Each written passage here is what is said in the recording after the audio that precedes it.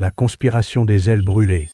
Dans la cité de ciel de cuivre, où les nuages étaient tissés par les fumées d'usines et où les dirigeables traçaient des sillons argentés entre les tours de métal et de verre, deux génies façonnaient l'avenir de mondes différents sans jamais se croiser. Le docteur Theodore Blackstone, inventeur officiel de l'Empire et esprit vénéré par l'aristocratie, régnait sur le Grand Institut des sciences mécaniques.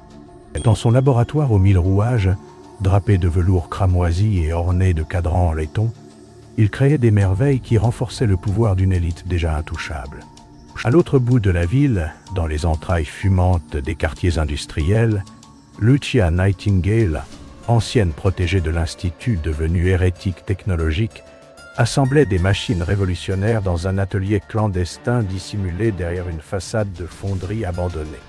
Ce matin-là, un message identique fut livré aux deux inventeurs. Celui de Blackstone arriva sur un plateau d'argent, porté par un automate en livrée. Celui de Lucia fut glissé sous sa porte par un enfant aux mains noircies qui disparut aussitôt dans la brume. Les deux messages, rédigés d'une écriture tremblante sur un papier qui sentait l'huile et la rouille, disaient simplement « Le moteur à éther perpétuel existe. Je peux vous le prouver. Retrouvez-moi à minuit au phare abandonné de la baie des tempêtes. » Blackstone froissa le papier, pensif.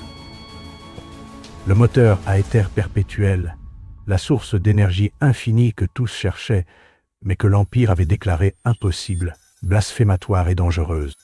Il avait lui-même signé le décret qui interdisait toute recherche sur cette technologie, après que 3 laboratoires eurent explosé et qu'une ville entière eût été rayée de la carte suite à des expériences qui avaient mal tourné.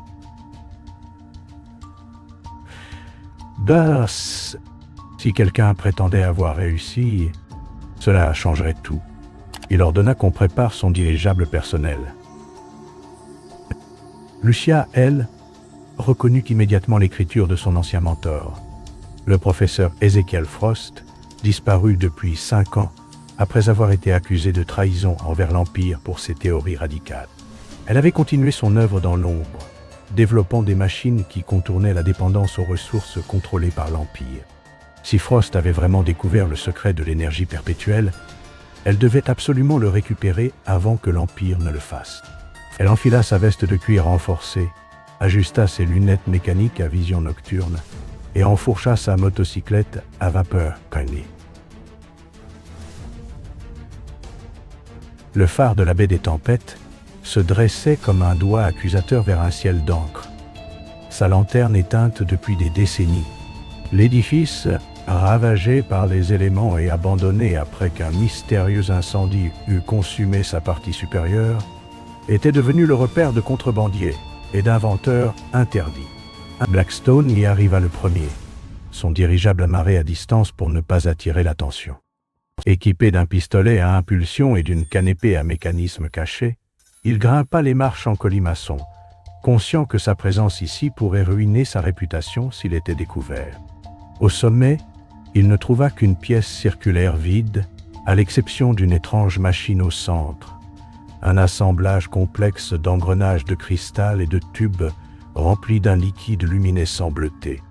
Sur le mur, des croquis et des équations étaient griffonnés à la craie. Alors qu'il s'approchait pour examiner la machine, il entendit des pas dans l'escalier. Lucia apparut, un pistolet à vapeur compressé pointé vers lui. « Docteur Blackstone », siffla-t-elle. « J'aurais dû me douter que l'Empire enverrait son chien de garde. »« Mademoiselle Nightingale », répondit-il avec un sourire froid. « La fugitive la plus recherchée de ciel de cuivre.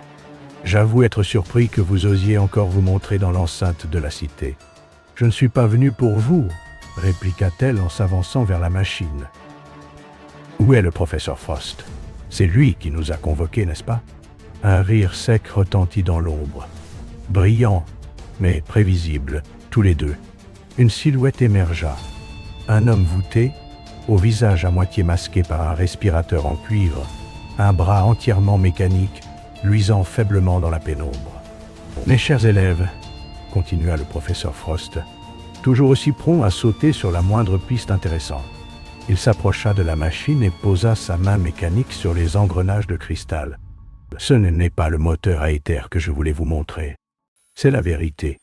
D'un geste, il activa un projecteur caché. Sur le mur apparurent des images d'archives, des documents officiels, des rapports d'expérience, des portraits d'inventeurs. « L'Empire a menti », dit-il d'une voix rauque. Le moteur à éther perpétuel a été inventé il y a 15 ans par une équipe dirigée par nul autre que Lord Wellington, le grand chancelier actuel. Mais quand ils ont compris sa puissance, la capacité de fournir de l'énergie à tous, gratuitement, sans dépendance aux mines de charbon ou aux raffineries d'huile de baleine, ils ont enterré la découverte. Lucia étouffa un cri. Blackstone, lui, resta impassible, mais ses doigts se crispèrent sur sa canne. Les explosions, les accidents, continua Frost, tous orchestrés pour discréditer la technologie. Mais regardez, il sortit de sa poche un petit cube de métal et de verre. À l'intérieur, une lumière pulsait doucement. Voici un véritable fragment du premier moteur. Je l'ai sauvé des décombres. Avec lui, j'ai reconstitué la formule de l'éther stabilisé. Il tendit le cube à Lucia, qui l'examina avec révérence. Avec ça, nous pourrions alimenter les quartiers ouvriers pendant des mois sans un gramme de charbon, murmura-t-elle. C'est pour ça que l'Empire l'a interdit, dit Frost. Le contrôle des ressources est leur pouvoir. Une énergie libre serait la fin de leur emprise. Blackstone s'avança soudain. « Donnez-moi ce cube », ordonna-t-il. Lucia recula, son pistolet à nouveau braqué. « Pour que vous le ramiez à vos maîtres ? Jamais. » « Vous ne comprenez pas, dit Blackstone, et pour la première fois, sa voix trahissait une émotion véritable. Je savais tout cela. Il sortit de sa veste un carnet relié de cuir noir. Voici mes propres recherches sur l'éther. Je travaille en secret depuis des années. Je suis venu ici ce soir parce que je cherche aussi une façon de briser le monopole de l'Empire. Frost éclata de rire, un son métallique à travers son respirateur. Vous, le champion de l'Empire ? L'homme qui a signé l'interdiction de mes recherches ? J'ai signé parce que je savais ce qu'il ferait si je refusais, répondit Blackstone. Il m'aurait remplacé par quelqu'un de moins scrupuleux. En position d'autorité, j'ai pu protéger certains chercheurs, détourner des enquêtes, y compris celles qui vous concernaient, mademoiselle Nightingale. Lucia le dévisagea, incrédule. Pourquoi devrais-je vous croire ? Pour toute réponse, Blackstone retroussa sa manche, révélant un avant-bras mécanique identique à celui de Frost. Parce que j'étais là aussi, le jour de l'explosion du laboratoire central. J'ai perdu mon bras en essayant de sauver les plans originaux.